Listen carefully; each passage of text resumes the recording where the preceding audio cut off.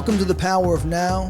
This is episode 13, and today I have a guest with me who I've gotten to know a little bit over the past couple of months. He's a really smart guy. He's got a background in finance and Wall Street, and he's parlayed that into being a team lead on a crypto meme coin on the Solana blockchain. And I want to introduce to you Mang. Thanks, Britt. Great to be here, man.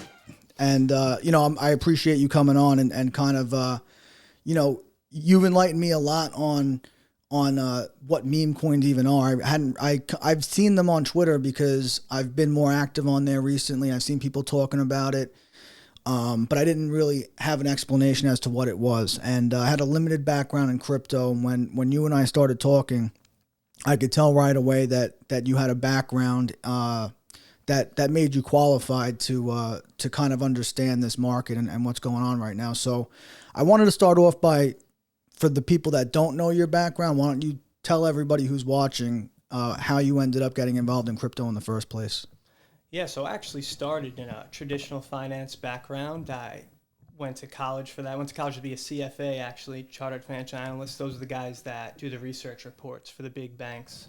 So I took that, graduated, went out to the West Coast, started working at a small broker-dealer. I was on a trading desk. I got 5 of those series licenses real fast, and I was running like a unique desk. We did structured products. So this is back in 2011, 2013. So you're talking interest rates are at 0.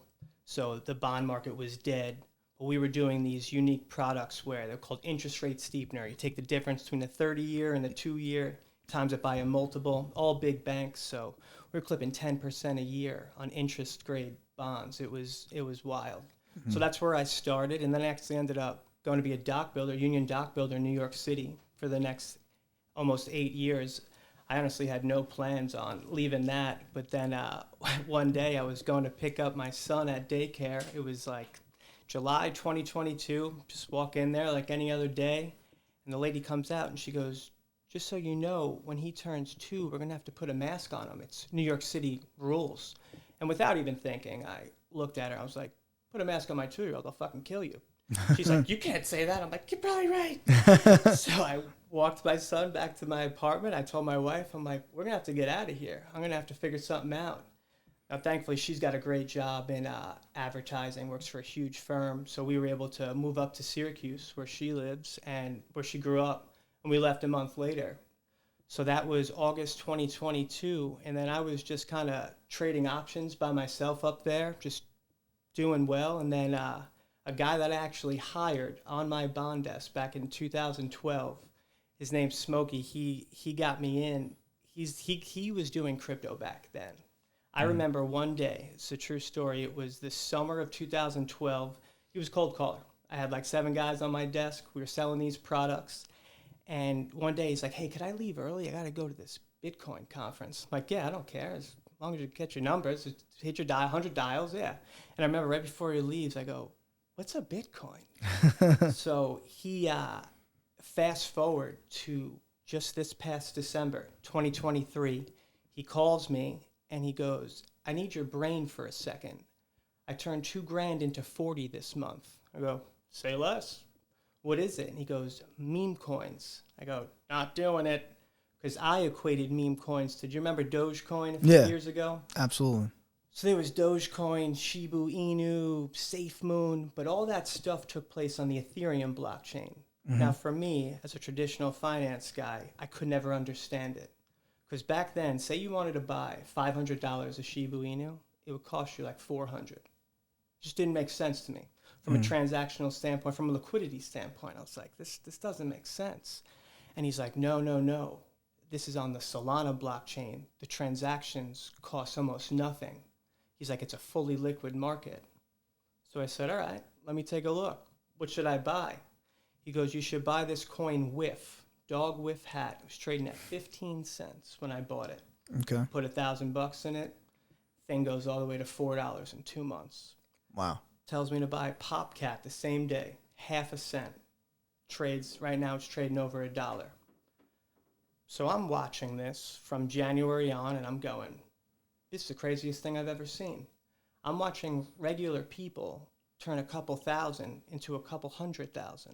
because that's what I did. And I tried to traditional finance it, right? So like that whiff was a great learning lesson for me. So I get in at 15 cents, right? Gets to like 35 cents. I blow out 3/4 of my position. Because I'm thinking, what's up, 2X? I call him, I'm like, Smokey, 2X, I did it. He's like, you sold? What are you doing? He's like, we're not even started yet. I was like, what are you talking about? He's like, you just got to hold this. He's like, you just got to just sit back and watch this. So that was my first like entry into meme coins. Right. So then from January to June, I just sat there and observed. And I watched more money be made than anything I've ever seen in my life. Like, it really was incredible. And I was trying to figure it out. Like, why is this working so well? Like, how is retail in at the bottom? You know, that's never how it works. Right. And what I figured out is we were in this unique gap right now where traditional finance and the big banks and big tech, they always move in lockstep, right? Whatever the next financial evolutionary product is, whether it's some derivative from credit default swaps to, you know, collateralized mortgage obligations, they're always in it together. So it's those institutions and that are in at the bottom, right? It's VCs. That's why when I tell people that I know people that turned 10,000 into 5 million, they go, no, you don't. Right. And it's because retail never gets an opportunity to do that. And why I think that happens, that retail's in here at the bottom, is when these big banks heard meme coins back in December, January, they thought of Ethereum. Now, the last thing that a bank wants is another illiquid investment, right? Because you think about it from an interest rate standpoint, these VCs and stuff, they were crushing from 2011 all the way up until they started raising rates, right? Because they're borrowing all that money for zero, and they're crushing it. They're borrowing the money for $0, for 0%. So they were very liquid. Yep. They just rose interest rates, 5% in 2 years? So when that happens, that dries everything up. So Yeah. I knew that these VC guys have been sitting on their hands for 2 years. Because back when I was on Wall Street and I was running that desk, I used to be on the diligence team too, just as like an extra set of eyes. So I kind of figured out how all that works. That is solely based on liquidity. You know, like a lot of quote unquote investment bankers, what they really are is they have a rich client, and biotech companies will come to them when they're in like stage 2 or 3 of FDA approval and they need like $1 million.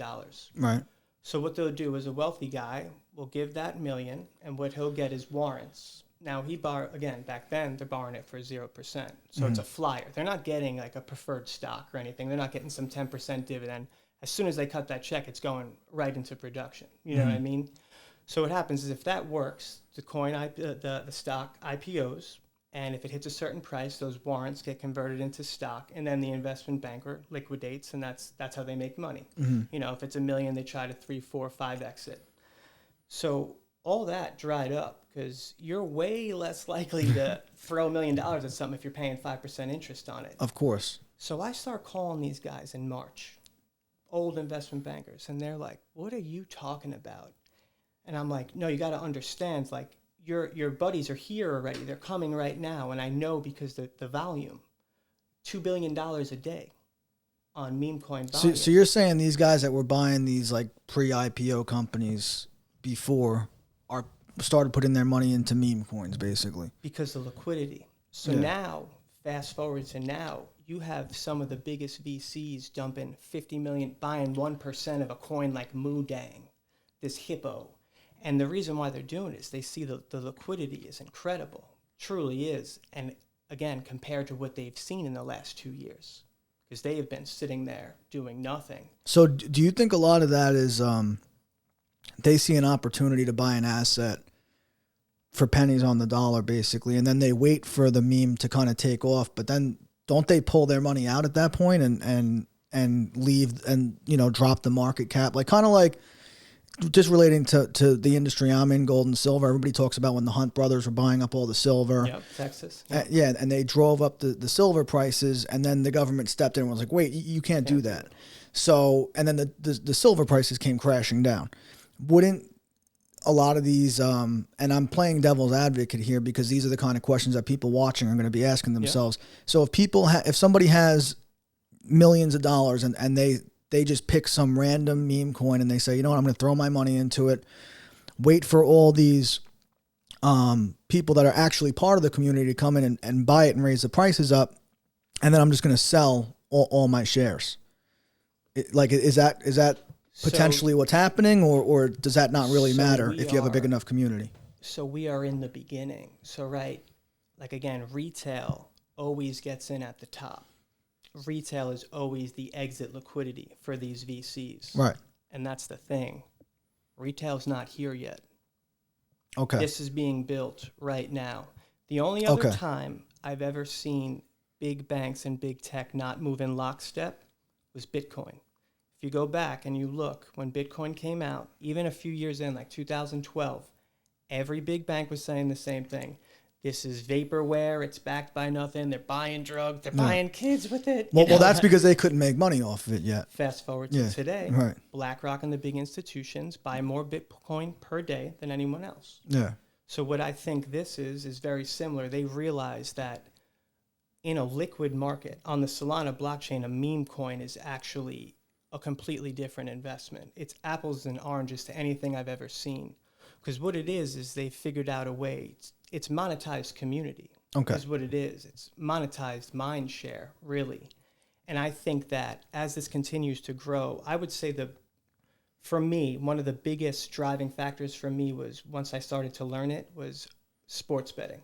Mm-hmm. Sports betting, when I started to dig into the sports betting numbers, they were incredible. They were mind-blowing, right? So just in 2023, something like 72 million adult Americans placed a sports bet from their phone in 2023. It's like roughly 28% of the adult population. Yep. That amassed $79 billion in revenue for online gambling companies just in America. Yep. Right now, the Solana meme coin market cap, like the whole meme coin ecosystem, is about 8 to 10 billion. So I was thinking, conservatively, if just 10% of those people that place a sports bet on their phone figured out what a meme coin was, 10% is 79 billion, is 7.9 billion. You would double the size of the Solana meme coin market if just 10% of them came over. Wow. I would say that number is conservative, and the case study there is the barbershop. So I started walking into the barbershop. When I'd get a haircut, I'd be like, hey, how many of you guys gamble on your phone? If there was 20 people in there, 18 of them would raise their hand. Yeah. And I'd be like, all right, who's made the most money this week? First off, almost none of them made any money. Right? Yeah. And then if someone did make money, they'd be like, I'm up 700. And I would just show them my wallet. I'm like, I'm up 7,000. And they'd be like, what do you gamble on? Like, what are you betting on? Meme coins. Every person would take my number. Download a Coinbase app, download the Phantom wallet. Yeah. Because when you think about it, you gamble for two reasons, unless you're a complete degenerate. Then that doesn't count. But you gamble for two reasons. One, to make money, of course. But two, it's usually for the community. Like most people are betting at lunch in the lunchroom with their buddies, right? Yeah, yeah. Like you're doing. And they all want to show off in the group chat, bro, look at this parlay I hit. But they don't show. And they even bond when they lose money. Because I've been a part of that too, where it's like, bro, look how close I came to winning this parlay, but I lost fucking $500. I'm getting smoked this week. People bond over losing money. They bond over winning money. It is. It's you bet for the community aspect of it. So I'm sitting there and I go, well, that's all a meme coin is community. And the difference between a meme coin and a sports bet is the sports bet ends that night. Yeah. The meme coin doesn't. No, it's every fucking morning.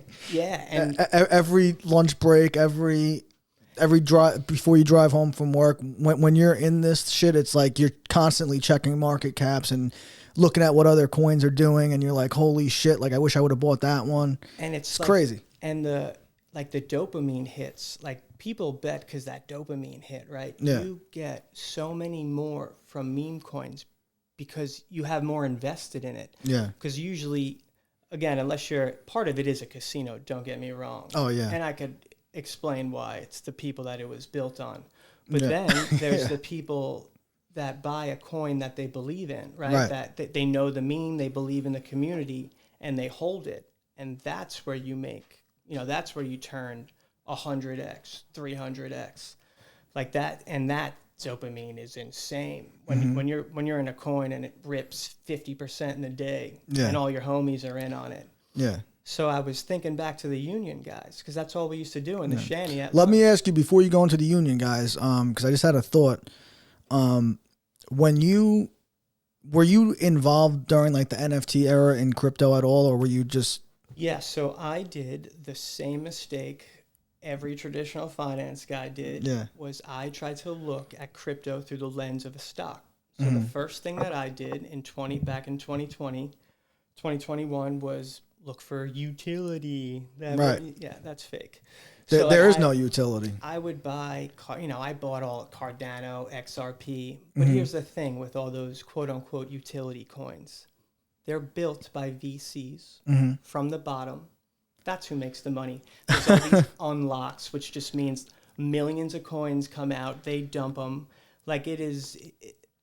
So I did it and I lost money. I didn't do any of the NFT stuff because the NFTs truly made no sense to me. Because again, even if you had a Bored Ape, right, and you got it you paid $100,000 for it and it was worth $1 million. If you went to sell that, I'm not kidding, it would be like tens of thousands, hundreds of thousands of dollars to sell it. Yeah. So all that stuff was. You mean just in fees?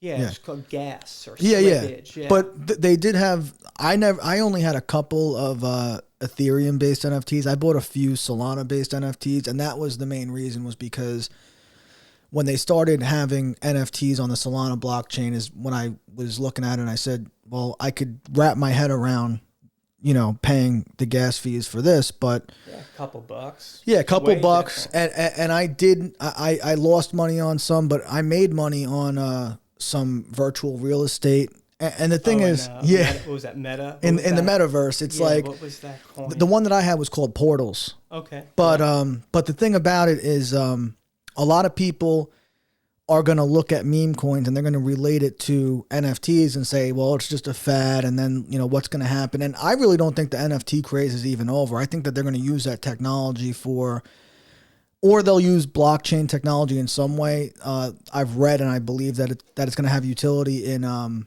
like real estate transactions. I think that's going to be a big thing, improving ownership.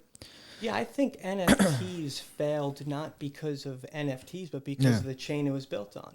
The transaction cost was just too much. Yeah, like a couple things about NFTs that really blew me away was like Tory Lanez dropping a mixtape and selling. I think he was the quickest album to ever go platinum, I think it was, or the quickest album to make $1 million. It was like 0.3 seconds it was released, and all these albums were sold. And the thing that I thought was cool about it is, like, I even have some art somewhere that I bought from an artist who he makes digital prints of his work, and he does only like 100 copies or 500 copies numbered, but everybody who buys a copy gets an NFT with it. Yep. So like shit like that I thought was cool, and I think that it was a bubble. I think that it has utility if it's not something where you're going to pay $100,000 for an NFT. If it's something where I buy a ticket to a concert and they give me an NFT as like a collectible, as like something to, because like we're in a digital world now. So so collectibles, it only stands to reason. Like my biggest idea with technology, when somebody gives you a birthday card or a Christmas card or something, it ends up in a box somewhere or it gets thrown in the garbage. I always thought it would be cool if they had an app where you get a greeting card from somebody and you take a picture of it with your phone, inside, outside, and it kind of just like stores, like it'll be like all your birthday cards from 2025, and you can categorize it by who gave them to you. Like I thought that would be a cool thing, because then you can kind of look back over the years and have something like that. And I think that because we're in such a digital age right now, it makes it where like you don't have to go to a storage unit, and like you don't ever look at shit that you have in a storage unit, in your attic, in your garage, in your junk drawer. But if you have something in your phone, the chances are it's going to pop up, just because iPhones will pop up with memories. And if you have an app like that, it could automatically remind you, look back at this time, so I think that's one of the biggest advantages, especially for people who are like sentimental, to have something to look back on. I think that's a huge application for NFTs. I don't think they're gone. I think that people just haven't figured out how to really use them yet. Gary Vee had a cool idea when he was back then, and it was like, to get into this sushi restaurant, you had to have this NFT. Yeah. That's cool. The Dublin deck did something like that. And I could see that. I could see that working. But I think meme coins are a better version of that, because the NFTs, for the NFT community to be strong, that meant that no one was selling them. Right. So and you only have probably 1 or 2 or 5. Sometimes they would make 500 or 1,000, but that's only 1,000. You know what I'm saying? Meme coins works better because most of the meme coins are built. The ones on Solana have 1 billion coins made. Yep. So once you get to $1, it's $1 billion market cap, and that's kind of like what everyone chases. Get to $1 billion. So what's the point if it's all about community and holding? Is there really profit involved, or is the point that you buy enough that eventually you can sell a small percentage of what you have and take that profit and still be part of the community? Totally. Yeah, totally. And like what's cool is it is a casino too. A ton of it is. So like you get to, you have your bet. The way I explain it is you want to have like 2 or 3 coins that you believe in. That's why the meme makes sense to you. The meme is known. As we move forward, as retail gets into us, because you could tell by the downloads of the Phantom Wallet. Phantom Wallet's been like one of the top 3 downloaded apps for the last 2 months. Yeah, I just saw Solana matched the Chipotle market cap. Yeah, I think Solana's market cap's like a little over $80 billion right now. Yeah, it surpassed like 81 billion when I saw the other day. I think the total meme coin market cap, if you include all chains, is like 40 billion right now. And there's projections for it to be hundreds of billions. It depends on who you're talking to. And I agree with that just in the sense of you could see the money coming. That's why you said, like, are these VCs going to dump? It's like, no, the VC, all that, they'll jump on the retail when they come. And that's why usually it's the retail that buys at the top and sells at the bottom. That's why this is such a unique opportunity, because retail is in on the bottom. So we're getting in before the VCs, before the actual retail.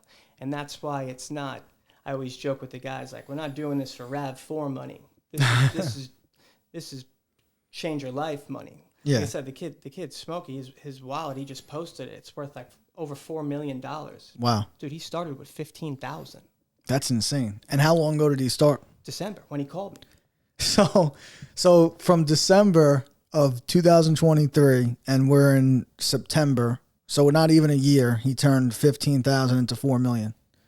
And when I tell you there is so many stories like that, but most of the stories, which is what I saw, and like I said, what it's built on, most of these people round trip that back to zero.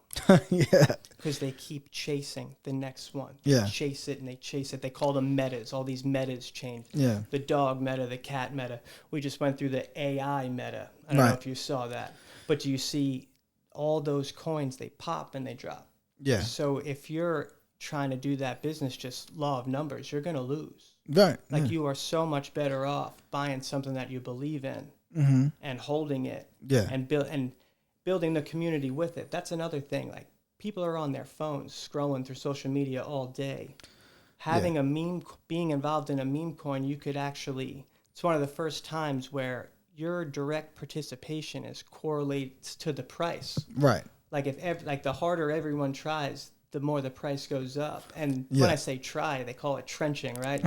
You're in the game now. Yeah. Now I'm getting it. Now, it took me a few weeks of just buying and sitting back watching until I was like, holy shit, like, I'm just watching everybody else do this, and like, I could actually help make this go further by getting the word out about it more. And if everybody has that attitude of, I'm just going to sit back, then it's not going to go anywhere. But if everybody has the attitude of, even if I can't sit there all day posting, everybody has a lunch break. Everybody has time in bed before they go to sleep at night, and while they're eating breakfast in the morning. You can go on Twitter, and I still call it Twitter. Fuck, I'm never gonna call it X. I don't give a fuck. Fucking weird. Yeah, I'm never gonna call it X because it sounds like you're talking about your ex or some shit. I don't. When I hear people say X, I'm like, wait, what? And then it takes me a second. But like what you're seeing right now, like what we call the trenches. CT doesn't want to believe this, but this is just the beginning. What's CT for people who? So crypto Twitter, call it. They call it CT. They have all this. Yeah. If you ever use jargon and I notice it, I'm going to ask you to explain, because I'm assuming that the people that are watching this might not know shit about this, and I want this to be for somebody who has heard about it but they don't understand it yet. to be a way that they could make sense of it, because back in like the Bitcoin era, when Bitcoin, nobody knew what the fuck Bitcoin was. I remember watching Rogan, and I forget the guy's name who did the show. It was Alexander or something or other, some crazy Bitcoin dude. He went on and just like explained it in such a simple way that I was like this is what people need to see, so that they know what we're even talking about here.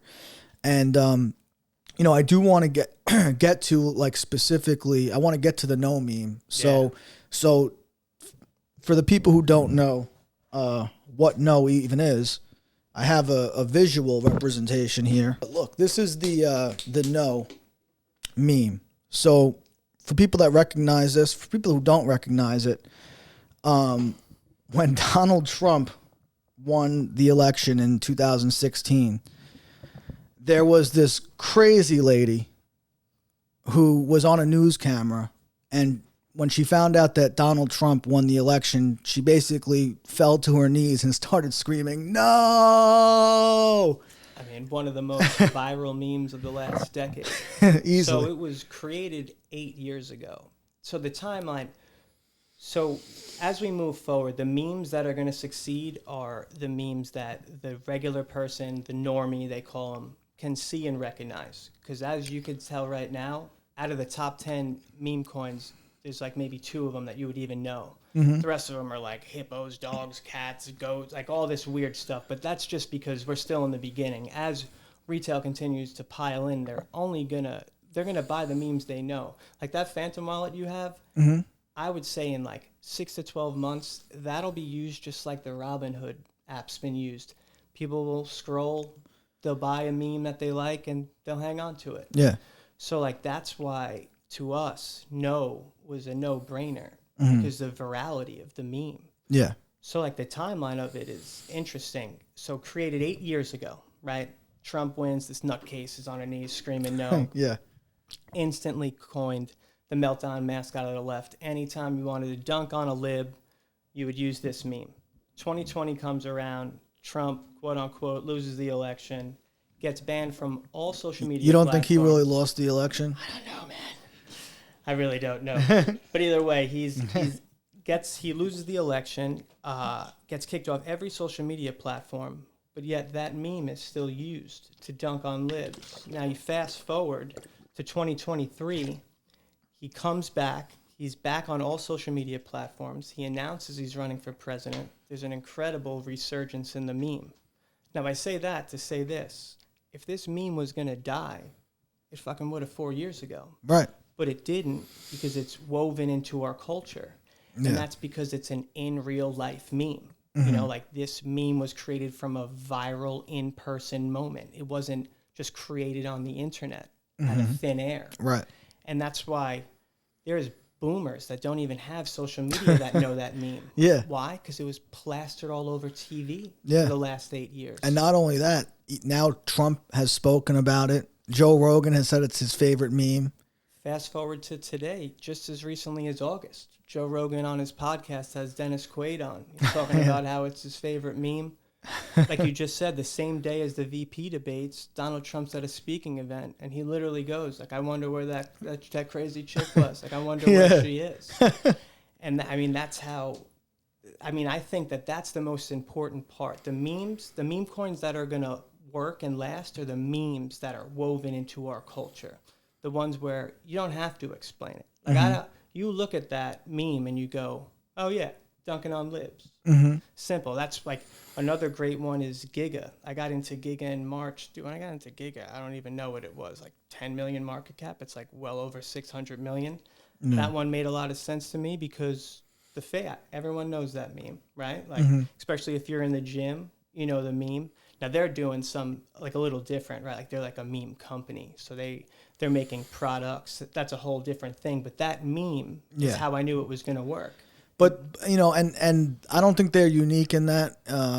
You know, there's other meme coins that have that are being used for, you know, other like the Iggy Azalea one, the Dude, NOOOO meme. I'll tell you a story about Iggy Azalea's meme. I'm sitting on crypto Twitter, right? Because I run this coin, so I'm on there all the time. and I see Iggy Azalea is running a Spaces. I hop in there, and she's literally asking all these questions to like these nerd dorks, and I'm listening, and I'm like, oh my God, these guys, they're like, we're gonna build a deck screener for you, we're gonna do it. So I'm like, oh, this coin's gonna rip because these losers have never talked to a woman this hot before, let alone have they gave her any attention. Right. So I start buying that thing at 3 cents. Right. And then once I saw her go on the stock market with Kramer, I sold it all. Yeah. He's the curse, bro. So I blew out of that thing at like 30 cents, man. Yeah. Great bang. But she is interesting because you want to talk about utility. She got all the top crypto attorneys in on the ground floor. You know, she all that Dreamland stuff, and she is applying like real utility to that coin. Yeah. And that takes time. Yeah. I'm interested to see what's going to happen when, because she's got a mobile phone company, which I think it's called Unreal Mobile, where if you use Mother to buy the phone, you get like a 20% discount. You pay your bill with it, you get a discount. You know, they're doing a casino that's going to be called Motherland, a gifting space called Dream Vault, and everything's supposed to roll out in November. And I want to see what's going to happen to the market cap if she executes those things right, and people actually have to use that coin to use her platforms to do what they want to do. So I would say she's probably going to be one of the only celebrity coins that actually makes it, because when all these celebrities started, these like Soulja Boy made one now. C-list like celebrities were coming in making coins. Those will never work. Yeah. Because that is essentially an attention token. Meaning, once they stop putting attention towards it, it's just going to go to zero. And most of those people rugged their fans anyway. I think there was 30 celebrities. Dude, Hulk Hogan made a coin and rugged. And for people that don't know, explain what a rug is. So a rug is seriously, a bunch of them did it. Yeah. They make a coin on their Twitter account. They say, here's the contract. Dude, Hulk's ran up, I want to say, to 20 million. Mm-hmm. They say their account got hacked, and they own 70% of the supply. Right. And they just blow it all out. Like a See, I was under the impression that he really did get hacked. Yeah, they all get hacked. They all say the same thing. Yeah. I got hacked. They all say that because kind of plausible deniability, right? Right. Like, what do you want? And they delete all those tweets. Right. And then that's it. That's insane. Yeah. Yeah. And I mean, that was happening a lot with NFTs too. You know, the rugs, you know, everybody was like, don't get that. That's a rug. So I was familiar with a lot of that terminology that they use for meme coins already, just because of a little bit of the experience I had with NFTs, because I had heard a lot of the lingo used, and but the NOOOO coin is what really going back to that, like, so talk about how you got involved with this now, this NOOOO meme, and how it got created, and basically where it started and where it is now and where it's going. So that coin was created in January. So it's over 8 months old, which for a meme coin, that's a mature meme coin. Because a lot of these meme coins just get launched, they pump, and they dump. So we've been around for 8 months. Smokey is the one that made it, and they made it just back in January because they're like, I can't believe no one made this. Right. And then it was kind of sitting dormant there. And like I told you, I made all that money. So the first thing I did is I called him, like, what's your favorite tequila? Like, what do you drink? He's like, dude, actually, why don't you just buy this coin? I never even told you about it. Like, we have a great meme coin. We just haven't done anything with it. So he chose me the coin, and I got a real gripe with these liberals myself, right? Right. Dude, I had a nice place in Long Island City. I had 2-bedroom, 2-bathroom, big balcony. I didn't plan on leaving. Yeah. So he's like, dude, like, I think you'll love it. So I see it, I buy it. I'm like, this is great. And I'm sitting there. So like I said, I make a good amount of money, and I'm going, man, these union dudes, like, even if I walked away right now, short-term capital gains, like I blow out of everything, I'm still walking away with a couple $100,000. Like, this would change every person's life that I know. Mm-hmm. And then it was like, oh, no could be, because on top of it being an incredible meme, like, people don't understand how much the blue collar hate this woke, like, liberals. Oh, yeah. Because you got to think of it like this. So first of all, I was there for this. You're working 40 to 60 hours a week. you make too much money to get financial aid. Mm-hmm. So you're paying 150 grand to send your daughter to some crazy college. They come back that Christmas Yep. with a fucking purple mohawk screaming, "Smash the patriarchy." Yeah. And these guys are looking at him like, you think I got dirt under my nails? Yeah. What the fuck are you talking about? Right. And that was like the opening to like these people realizing like, oh, they're getting brainwashed in college. Mm-hmm. So aside from that point, this whole liberalism, right? It kind of took all the power, the voice away from the blue collar workforce, which built this country, right? We forget that because it's so easy to forget now. But like these jobs that I was doing, that these guys do, I mean, they were heroes in the 50s and 60s. Absolutely. The wife didn't work. They had 2 cars. Now they're a voiceless rat in a race they cannot win. And not only that, you know what? It bothers me because, first of all, I don't want to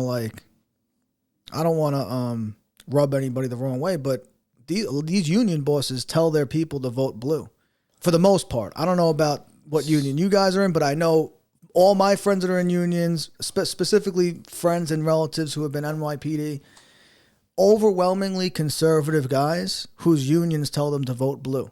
So that was where it came, that was the main kicker, is you just nailed it. Mm-hmm. Because the unions used to be strong Democrats.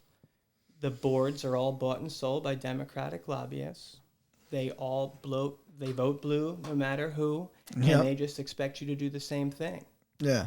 And that, like you're seeing it now with the union strikes, like these longshoremen.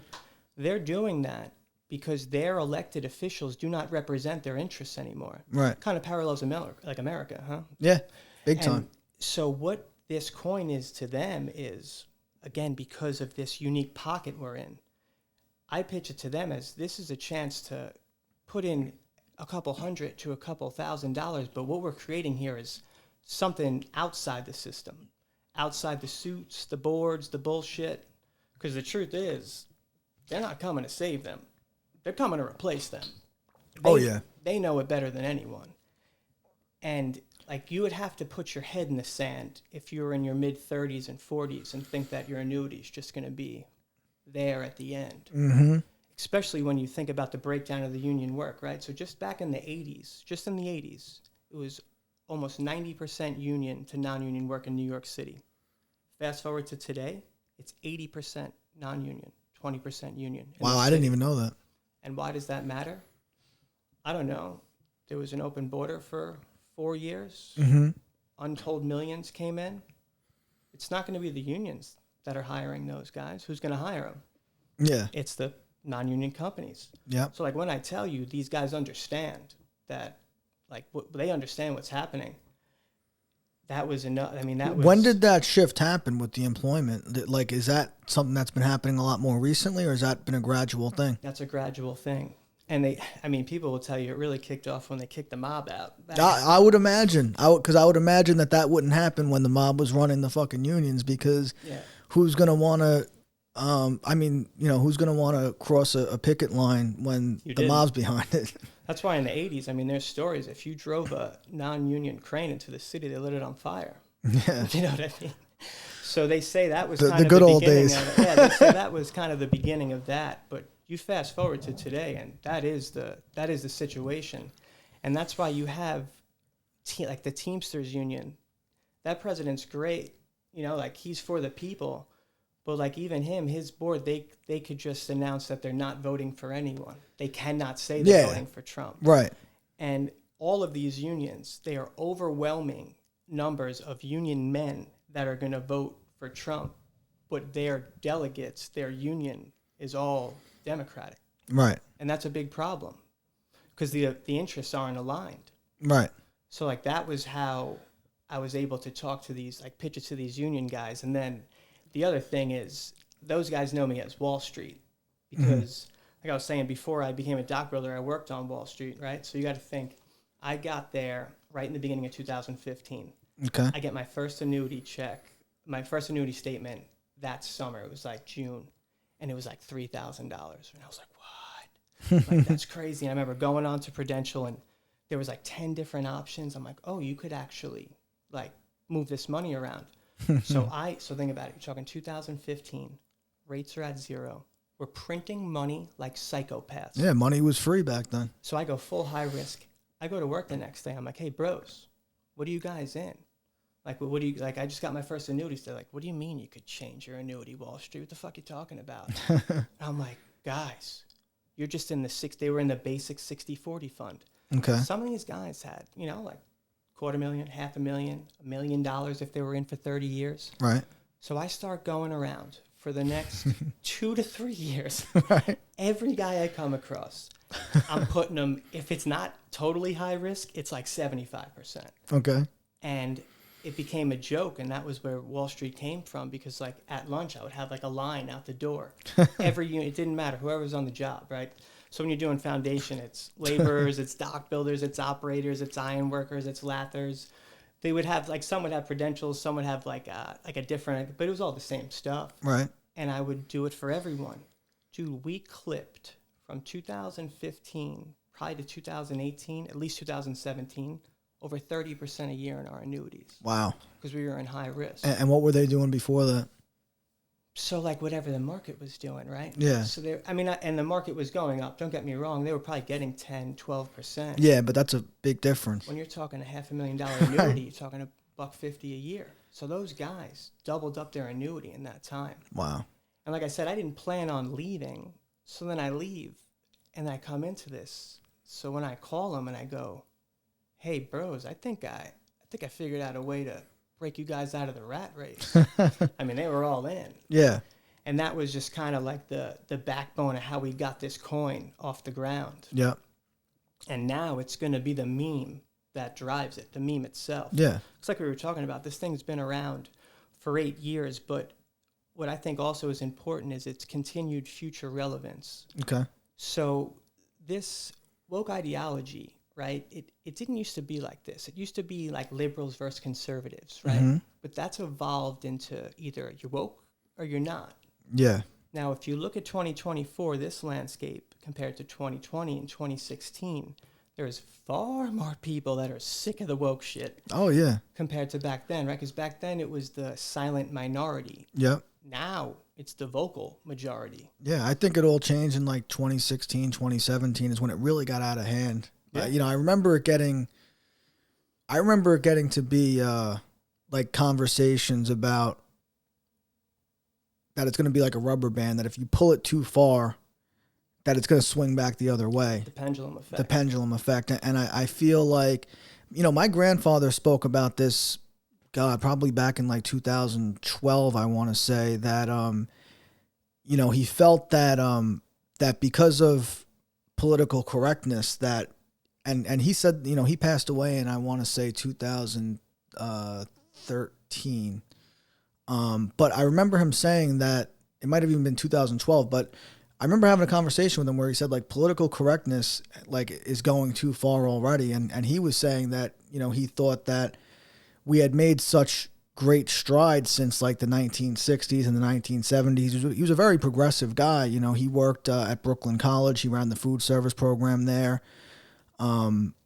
Pretty much all of his friends were black or some type of minority. And, he was very happy about the progress that was made, but he always had a fear that because of the way political correctness was going, that the country was going to almost swing the other way from being totally politically correct to like people almost in rebellion, purposely not being politically correct. And I feel like in 2016 and 17, when we started to see like Antifa pop up, and we started to see like the cancel culture movement, where people would make a dumb mistake and post something on the internet that they didn't even realize was controversial, or it was meant to be a joke, or it's crazy, or they didn't understand the context, and all of a sudden they're losing their job, they're getting doxxed, their families are getting threatened.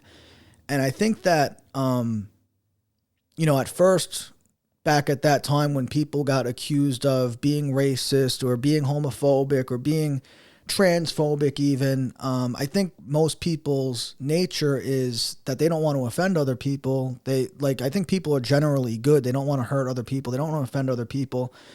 So you get I think people would get defensive right away when they're accused of being something that they look at as an inherently bad description.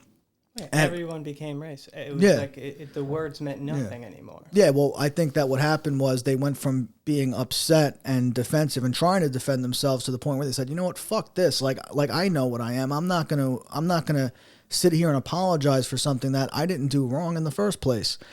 And I think that it took a while for people to start pushing back, but I think from 2016 till now, it's gotten to the point where people are sick of hearing people categorize them, you know, when they don't even know. Like, I don't know somebody on Twitter from a hole in the wall, and they're going to take something that I put on Twitter and they're going to try to ruin my life. They're going to try to ruin my life, or they think that they know who I am based on one thing that I said in 160 characters or less. I mean, this got so out of hand, dude. I was like a Bernie bro coming out of college. I like Bernie. I don't agree with him on a lot of things, but as a person, I like him. I think even though I don't agree with all of his ideas, I'm a pretty reasonable person, and if I could find a few things of common ground that I like with somebody, I would say I would take Bernie over pretty much a lot of people in the Democratic Party at this point. And when they iced him in 2000, that was it. That was when I walked away from all that. But if you would have told me that, you know, 8 years from now you're going to be voting Republican, because I am like a huge anti-war. I don't believe in war. I think it's a racket. Absolutely. So if you would have told me that 8 years, I would have been you're crazy. And that's one of the biggest reasons why when I saw the Dick Cheney endorsement of Kamala, I was like, who the fuck thought that was a good idea? Because even most people that are Republican at this point look at Dick Cheney as a fucking villain. So they're not going to look at Dick Cheney and say, we want to vote for who he says to vote for, especially not libertarians, especially people that are closer to the libertarian side of Republican, you know. So I think that Kamala is totally disconnected from reality, and I think she's trying to be a chameleon because she sees Trump having popular ideas. So she's just trying to take those ideas over as her own, but it's coming off so disingenuous now, like during her town hall on CNN. And she's like, yeah, I'm going to build the wall. And then Anderson Cooper, to his credit, was like, well, didn't you say that was a stupid idea? And hearing her try to dance around and not directly answer Anderson Cooper's questions about that and a few other things, it's just so obvious that she's willing to say anything to get elected, and I don't think that if she did get elected, she would even do half of the shit that she's promising to do. No, and like, since when is the Democratic Party the war party? You know, like the whole thing. But that's been going on since Obama. You know, like even when Obama was in office, because I've always been on the libertarian side of things. He dropped more bombs than anyone. Dog. Exactly. More bombs. They killed 4 American citizens overseas with drone strikes, one of them being a 16-year-old kid who was there visiting his family. And so, and I remember even when he signed the National Defense Authorization Act of 2012, the implications that had on free speech. And, you know, it actually gave the Department of Justice, it gave them the right to detain American citizens without charging them with a crime indefinitely. Dude, they took away our rights. That took away. And then the Smith-Munns Act, where it basically made it legal to do propaganda to American citizens. So that is really when it got out of control. Yeah, and it always made me wonder if this shit has always been going on this level, or if it's gotten worse, or if it was just always going on and we couldn't see it because we have so much access to information now. That too. The mainstream media, we now have a very clear understanding of, you know, that's not news. They were able to get away with so much shit. And you know, you hear about, like the false flag, like the Gulf of Tonkin incident that Jesse Ventura loves to discuss. He loves to bring it up on every interview, but, you know, not to beat a dead horse, but it's like shit that people said was a conspiracy theory. Oh, yeah. So many times it comes out to not be a conspiracy theory at all.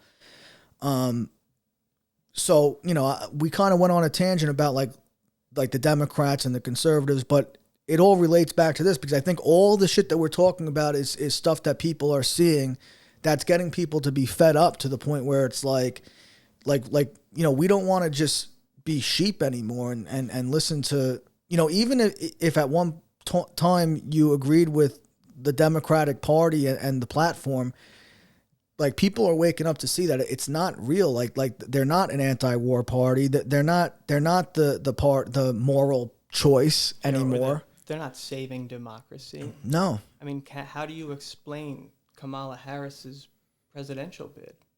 She didn't get a single vote. Right. But like you were saying before, the pendulum is swinging. Right. So for millennials and like boomers, like you said, we're just kind of sick of that shit. But Gen Z has done almost a complete 180. You're seeing a resurgence in like religion and Christianity, more back to like regular social norms, like men being fucking men. So you're seeing that, and why that matters is the Gen Z is going to dominate meme coins for sure, which is another reason why this is just so bullish for no. Yeah. Because as long as this woke ideology exists, so does this meme, and so does this meme coin. Yeah, and you got to look at the future and future generations. Like, and in gold and silver, we talk about all the time how, especially when I started in the industry, it was mostly older people. And we've been talking about all the time, like, how are you going to get young people excited about gold and silver? Because you can't have an industry contingent upon people 70 years of age and older, because in their diapers. You can't, because what happens if people that are in their 40s and 50s don't care about gold and silver, and then the generation that does dies out, then the industry's done. But, luckily, I think people are even waking up to gold and silver now, and that's why you're seeing, gold reach historic levels, and silver's making historic moves right now. Because they can't even hide the inflation anymore. No. I mean, they could fix those numbers all they want. That CPI is such bullshit. Yeah, but because Peter Schiff talks about, he explains that great, how like the old 1981 CPI equation, if you did that for today, we're in double-digit inflation. Because they took away... Dude, rent isn't in there. Yeah, they took away certain expenses to... How the fuck does that make any sense? Yeah, so... It doesn't make any sense. Yeah, so yeah, like that's the whole thing with gold and silver, is that... and I relate it a lot to these cryptocurrencies now, because, it is kind of like the future, and people that are young people now are growing up with their phone in their hand, attached to them at the hip. So, like for me, I was talking to a buddy of mine at work who's big into crypto. He's been buying Bitcoin since God knows when. He's done over $500 million in crypto transactions. And so he's big on it. And he was telling me, in a couple of years, you're not going to use anything but crypto, man. Like, and I'm looking at him like, it wouldn't be that much of a shift for me, because as it is, I don't use my debit card. I don't use cash. I tap my phone and it's Apple Pay. And if they don't have Apple Pay at a gas station, I usually will just go to a different gas station, because I actually misplaced my debit card like 6 months ago. Yeah, so and I know that it's not like lost or stolen. It's just around here somewhere. And rather than looking for it, I'd just rather just use my phone. It's that simple. And there's really no difference between me using my Phantom wallet to pay for something or using my Apple Pay. So like Coinbase already made a debit card. Yeah. That'll all just continue to get easier and easier. And that's another thing, how we know we're so early with meme coins, is you still have to download that Phantom wallet. Like all that stuff, even just compared to last cycle, is light years better, but it'll only get better. Do you think Coinbase will ever adapt to like allow people to buy meme coins right on Coinbase? Yeah, for sure. I think you actually can buy, in Coinbase wallet, you could buy some. But I was actually talking with like one of our partners, Hello Moon, just yesterday about this, and I was asking him why. I'm shocked that Coinbase hasn't done a bridge with Solana where you could just buy the meme coins, because Coinbase is a centralized exchange, right? So they want you to keep your assets there. Right. So I assume that would be a great way, instead of, you buy your Solana on Coinbase, send it out to Phantom Wallet to keep it there. But yeah, it has to do with politics. There's some politics behind that, as to why they don't just set up with Solana. There's like some political thing behind it. Really? Yeah, which is interesting. I just learned that yesterday myself. But in terms of meme coins, I think Solana will be the chain. Yeah. Yeah. I mean, I watched people do $96,000 transactions and it costs $6. Yeah, well, that's the biggest thing, and it's instant. It's like liquid, man. If somebody wants to send me a bank wire, it takes a couple hours to come in, and if they have their money in a checking account, they usually have to go to the bank. Unless you have a business account, most banks don't let you do a bank wire over your computer or your app on your phone. So I have a business account. So if I want to send somebody a bank wire, I could do it right from my phone or my computer. But a lot of my clients, if they want to send a bank wire, they have to go to their branch when they're open and give them my bank's information, Yep. the address, the phone number, routing number, and account number, the name of on the account. They have to give them all this information, sign some paperwork, and then if it's before 3 p.m., I'll usually get it the same day. Otherwise, it's the next day. And they charge you, no matter what the amount is, they charge you usually $25. Yeah, flat fee. Flat fee. So when you look at crypto, you know, instead of you having to go to your bank and go through that whole process to send me $100 grand or $200 grand, $500 grand, if you wanted to buy gold from me, you go into your wallet, put in my address, send the amount, maybe use Google Authenticator real quick, and 2 seconds later, I see the money in my account. Yeah, It's that in that aspect, it is like the future for yeah. sure. And the fee is not $25. It's like what, probably 25 cents if that. Yeah, on Solana, yeah, it's literally like 0.002 cents, man. Yeah, so that's incredible. Yeah, so that's where I see a huge potential for, you know, application with any of these cryptocurrencies. And just like Bitcoin and Ethereum, right? They had to make the ETF. They make the ETF. I would tell you the next ETF will be Solana. Mm-hmm. And then after that. And what do you think happens to the price of Solana and all these meme coins when they have ETFs for them? So you get a Solana ETF, like all boats rise with the tide, right? Right. So a lot of these meme coins, what happens is they're liquidity pools. Okay. So what that means is that's how it's not an auction market like the stock market, like buy and sell. You have these liquidity pools which are split 50-50 between Solana and your meme coin. So Solana's price action does affect your coin directly. Interesting, because I couldn't figure that out. How, like, the market cap and the price, like, I couldn't figure out how you determine the price of these coins. So unless you burn the coins, like the market cap should be pretty straightforward in that sense. Yeah. It should be whatever the price is times the amount of coins, right? Right. So like NOOOO right now I think is around 2 million market cap. Okay. So like, right, if we were at $1, it would be 1 billion. At 1 cent, it would be 10 million. At 20 cents, you know, that's how it goes up like that. So that's where you get them. And it's important to understand market cap, because if you just look at price, which is like something that normies will do for sure.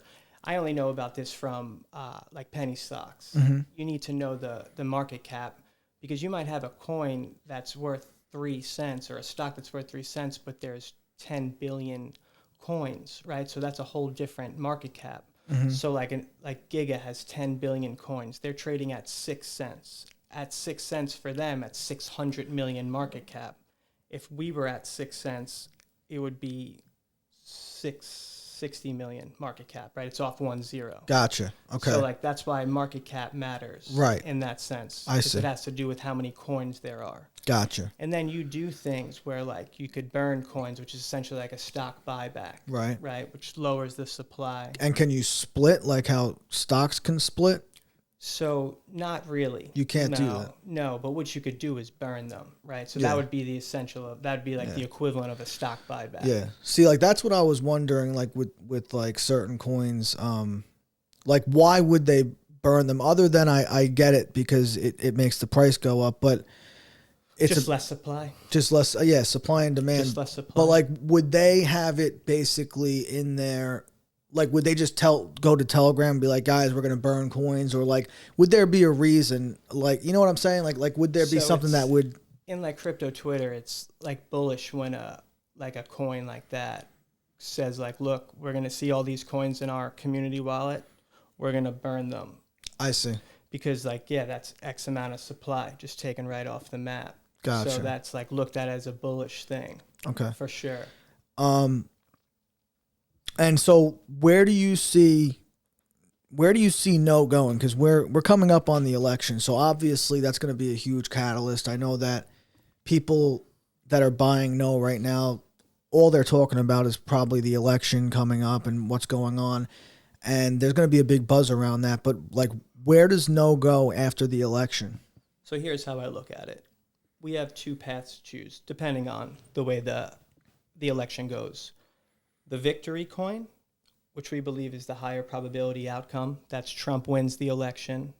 In that case, for the next 6 to 18 months, almost all the way to the midterms, anytime he makes, does enact some type of new law on any hot topic, Right. from whatever it's going to be, right? From immigration to health to the FDA stuff, liberals are just going to melt down and melt down and melt down. The content is going to be endless. Kind of like we were talking about before, they'll be getting it from both sides. They'll be stuck between a rock and a hard place because all these millennials that had to sit here and listen to this shit for the last 8 years, Right. they're going to be piling on them. And like we were just talking about before, Gen Z is going to be piling. Those are going to be the people that are driving meme coins. Right. So in that sense, I think it's endless content. Now, the rebellion coin. If Trump loses this election, I mean, I believe that a lot of people would think this is like the most blatantly fake election that we've ever seen, and people will be outraged. Yeah. And then what no represents is a rebellion against all of this. Because again, it's outside of the system, right? So what no becomes is a rebellion coin. And something cool that we've been able to do that no one talks about on crypto Twitter is we were able to monetize these gas lights, right? So like you were just talking about back in 2016 is really when it started. That was when the gas lights really, really took off. 2012, you could say. Yeah. And it's been an incredibly effective strategy for the Democratic Party. They gaslight the right and turn them into exactly what they say they are, right? And it works. But with meme coins now, in particular, a meme coin like No that's in the political meta, you could actually monetize those gaslights. And what I mean by that is Joe Biden got on, I think it was the second night of the DNC. I just happened to turn my TV on. It was 11:45 at night. And I watched this guy go up there and say that he's the most pro-union president in American history. And these fucking Muppets start saying, Union Joe. And I just looked, I go, that's bullshit. Every union guy I know hates him because he literally stopped a union railroad strike last January. Like, that's just objectively false. So what we did was we clipped that and we sent that to every union guy that was in the coin already, to all these other union guys. And they were going nuts. They were like, that's bullshit. I go, that's why we buy No. Right. Like, that's why we do this. Because now what you do is, and that was on August 23rd. If you were to pull up our chart right now, August 23rd was when we began to ascend. So what I figured out was you could turn a gaslight into a positive price catalyst. And why that matters is, they're just going to gaslight. Right. So now you take those gaslights. That's why the content is endless no matter what. Okay. I see what you're saying. The content is endless no matter what. So it's either going to be you buy because you're happy about what Trump is doing, or you buy because you're pissed. On him, and you're just ready to dunk on him, or because it's the rebellion and you think this is bullshit. Right. But again, either way, no matter who wins, the woke ideology is here to stay. Yeah. You could still see the clips in colleges right now of the professors saying, if you vote for him, you should die. Like, that's not going anywhere. Right. So as long as that exists, this meme and this meme coin exists. And I think that's important because it's proven that it's in the culture already. Right. So that's why I think moving forward, I mean, of course, I would like Trump to win because he's far more pro-crypto. A lot of people don't know J.D. Vance is a big crypto guy. Yep. Like altcoin guy. He was like one of the biggest wallets on Avalanche, which was like... Really? Yeah. I was into Avalanche. I was doing some staking with Avalanche for a while. So he was a huge, like a big Avalanche guy. So that matters, So in that sense, that'll really open up the gates for crypto if he wins, because the Democrat, this administration hates crypto, right? Gary Gensler, they hate crypto. Kamala says she's the pro-crypto candidate. But she says a lot of things. She says a lot of shit. All right, so what's the end game? And this is kind of something that I've asked before, and this is something I think a lot of people are going to want to know. Like if first of all, I want to backtrack a little bit. If somebody wants to buy NOOOO and they've never bought any cryptocurrency, assume that they've never even bought Bitcoin, they don't know what Coinbase is, they don't know what Phantom is. What's the easiest way for you could explain to somebody on how to get involved with buying NOOOO? So like the most simple way I would say is Coinbase. You Yeah. download the Coinbase app. Again, that's a publicly traded company, one of the biggest centralized exchanges in the world. So like in terms of like safety, you're pretty safe there. Right. And you would buy Solana on there.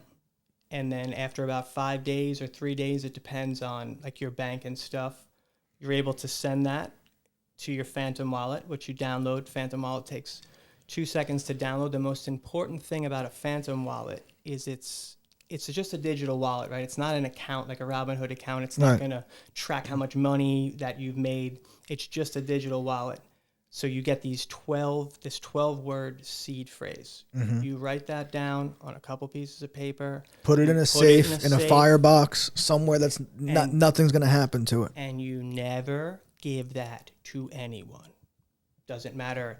Not your girlfriend, not your mom, nobody. Because without that, no one could touch your wallet. Right.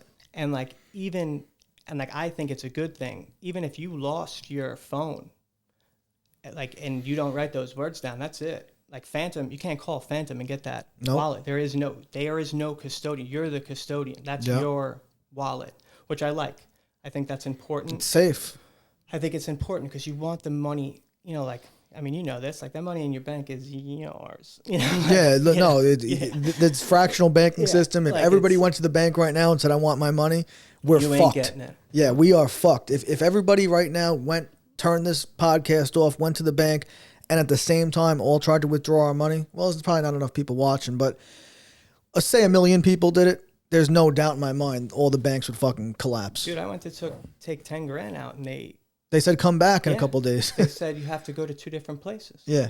For 10 grand. For 10 grand. And that's because for every $1,000 you deposit, they only have to keep $100 available. And who really knows, right? Who the fuck knows? Who knows if they even have all the gold in Fort Knox that they say that they have?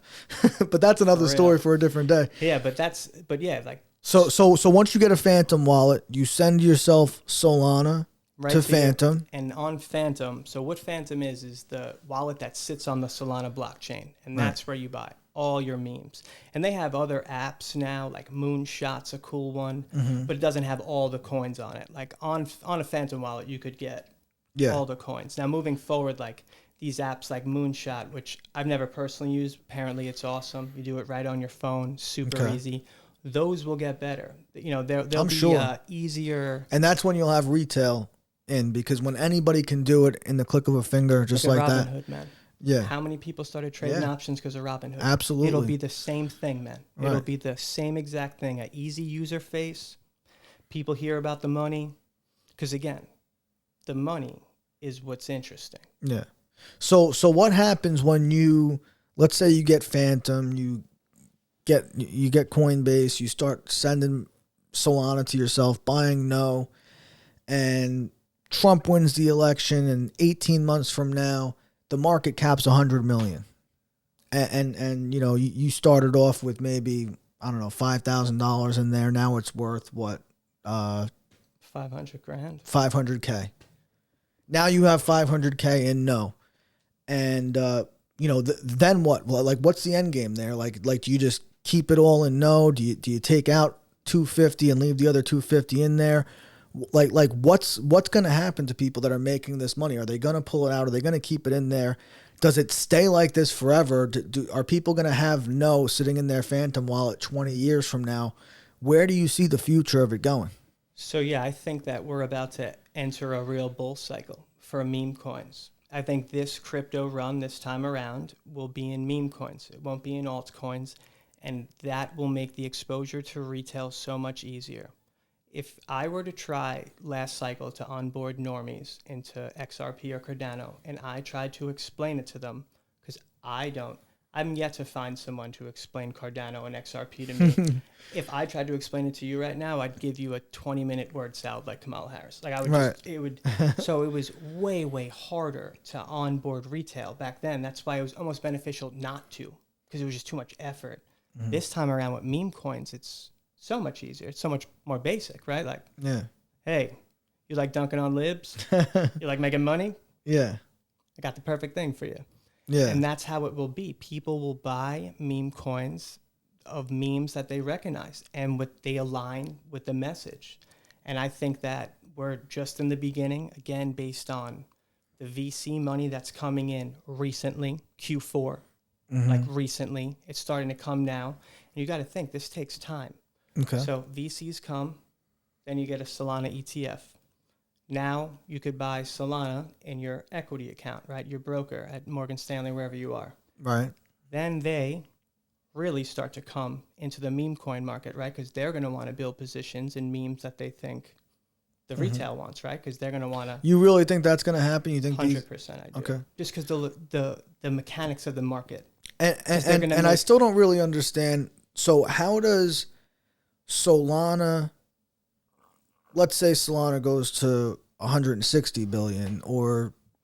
So Solana's all-time high was last cycle. It was like 2 and change, like 240 or 260. And that was with nothing built on it. Yeah. So the notion that like that's the top to me is insane. Yeah. No, I think Solana's the next Ethereum. I think that's what I think it'd go to $3,000. But how does that affect the price of meme coins? So because they're all, the liquidity pools are half Solana, all boats rise with the tide. So just in that sense, like the coins will go up in like base value from like the liquidity pool standpoint. Like the better Solana does, the better Solana meme coins will do for sure. Okay. But that doesn't mean like your whatever 100,000 market cap shitter coin is going to go up because Solana's up 5%. But like it will a tiny bit, right? Because that pool is still half Solana. Okay. So as Solana performs better, it just brings more eyes. Why is Solana performing so well? Because the meme coin, the volume based on the meme coin market. So they coincide with each other. Because that's what confuses me a little bit is because you have to have Solana to swap for any one of these meme coins. Just like you needed Ethereum in the last cycle. Yes. It's like the dollar to us. So they count all those meme coins as part of the Solana market cap. Gotcha. Okay. So essentially, if meme coins have this bull run, that could be part of what, other than the ETFs and all these other factors, it could be part of what's driving Solana to increase in value. And you also have to think about like the financial like nihilism part of it. Like people look at those gambling numbers and they think it's like a positive like indicator for the economy. That's statistically not true. When the middle class is gambling like that, it's not for leisure. It's out of desperation. Yeah, and guess what? Movie theaters and entertainment are actually like the best performing companies. Like when there's bad economic times, because people don't stop going out to dinner, people don't stop going to the movies. Like that's one. I don't remember where I read that, but I know for a fact they say that entertainment, the entertainment industry actually does well because people. It's like escapism when people aren't doing well. You know, and that's why during the Great Depression there was a lot of like iconic movies came out in Hollywood because Hollywood was kind of keeping the country, the morale together by putting out all these classic films that came out at that time too. So like you take that like financial nihilist part of it, and then you think about like where we're moving with AI. Mm-hmm. So like you would say most people identify as their job, right? Like that's kind of what they identify with. Now, why that's a problem is AI is going to take like so many jobs, even just like basic back office jobs. So when you lose that, like you kind of lose your identity. What you're going to go is look for a community, look for something that you could, you're going to look for community. Right. That's how that works. We saw that with COVID. Like that's why COVID kind of broke us, right? So think about it. You don't have a job anymore. That's what you identified as. You keep hearing about meme coins and how much money they make and how it's just based on the community. Next thing you know, like you're in there, right?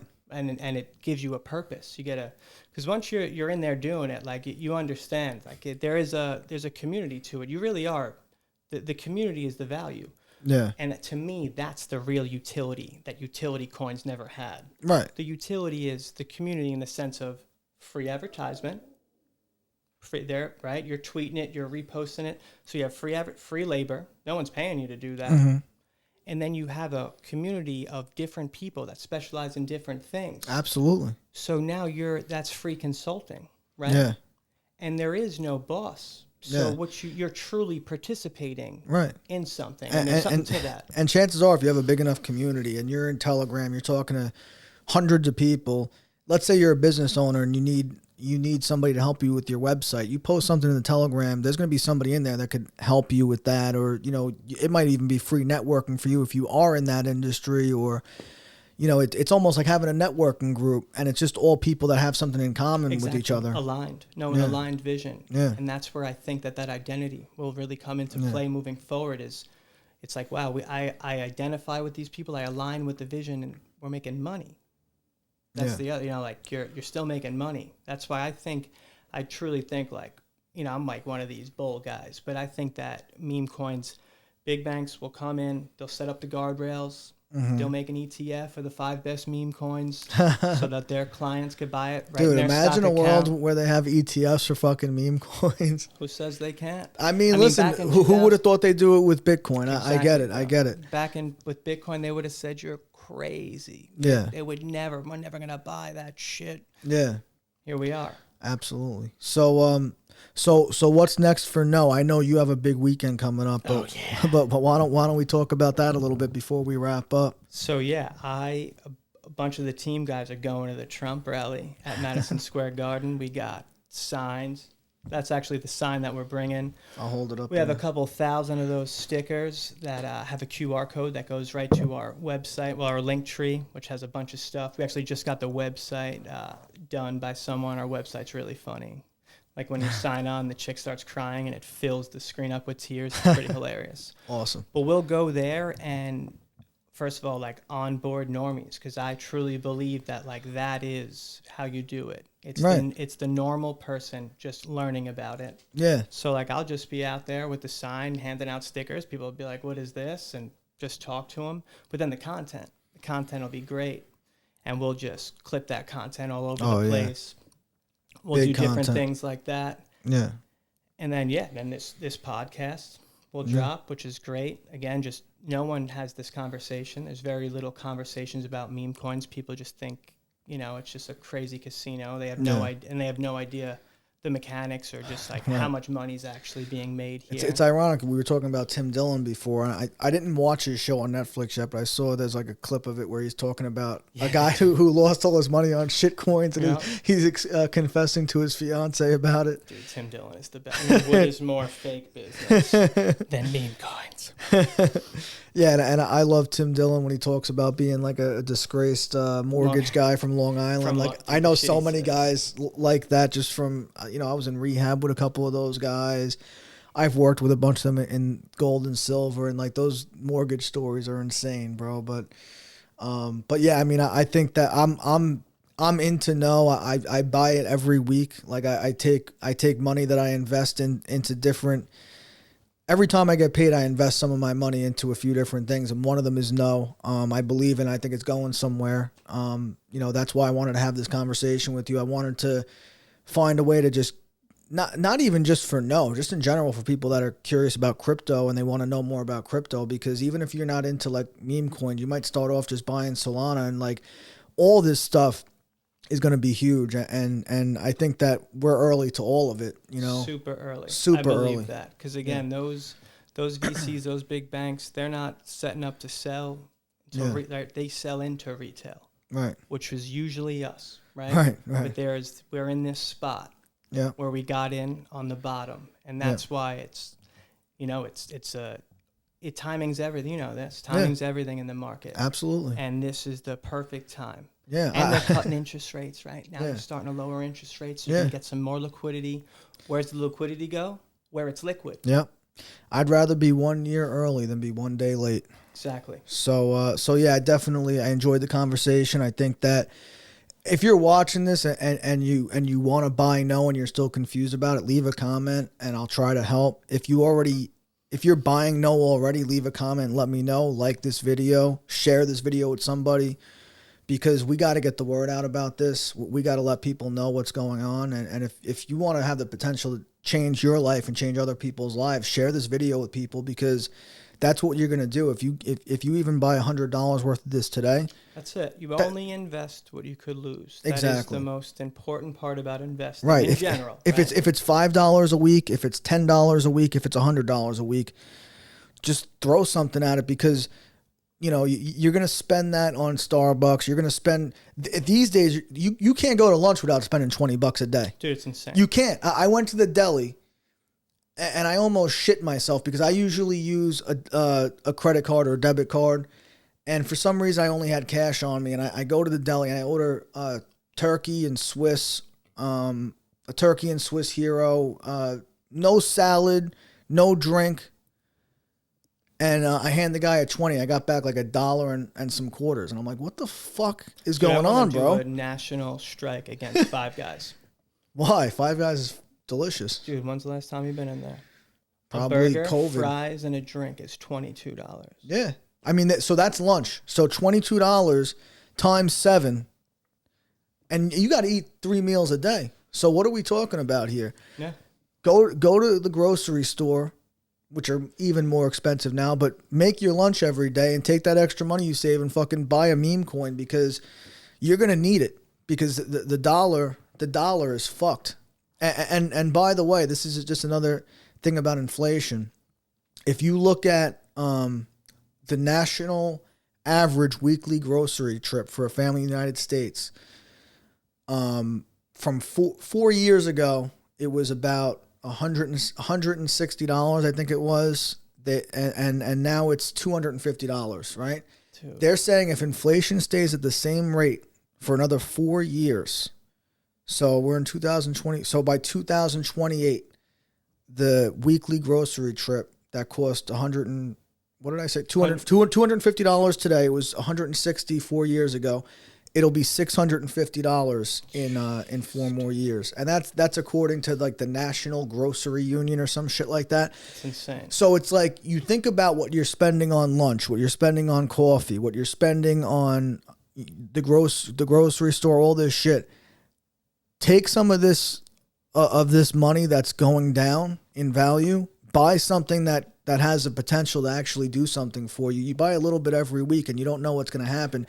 Worst case scenario is you lose money that you could afford to lose anyway. That's the absolute worst case scenario. And real quick, how I tell people is, like, if you're going to invest like that, like $50 a week, if you do that in Robinhood, right, and you're buying whatever it is, as SPY or a NVIDIA, some Vanguard shit. You are at the top of the market. Huge. Your a chance of 5xing that money in the next year or two is very low. You got a better chance of it being worth a quarter of what it's worth today. Or you could invest in this revolutionary, truly new market that when I started in December was $4 billion. Right. Now it's like $10 billion. Right. So it's already almost over 2x. Yeah. You tell me. It would be like buying Apple like 6 splits ago. Yeah. You know? No, and that's how I tell people. But our Twitter is no, N with 4 O's, underscore meme, no meme. That's our Twitter handle. And I'm going to put that in the description too. I'm going to put the Twitter handle, any other social media that you guys have. I'll put your Twitter in there. Awesome. Yeah, any questions, you could DM me for sure. Absolutely. But yeah, thank you so much, dude. This was awesome. Yeah, I'm looking forward to it. I'm looking forward to the Trump rally. I'm definitely looking forward to seeing the response on this. If anybody has questions, leave it in the comments. Hit up Mang or myself on Twitter. All our Twitter shit's going to be in the description. And, yeah, man, if there's anything else you want to plug real quick? No, I think we're good. I appreciate it. We got to go through all this. Really, thank you. Absolutely, bro. Cool. And we'll probably do it again sometime. We'll do it in like 6 months. Yeah. See what it's at. Yeah, well, because I feel, everybody should bookmark this, and we'll revisit this in 6 months and see where we're at, because this last hour and a half went so quick. And I feel like there's so much that we still could have spoken about, but it's like, I want to keep these things watchable. Totally. So we're going to wrap this up now, and we'll revisit it at, probably in a few months after when Trump's president again. Yeah. Donald J. Trump is now president of the United States. President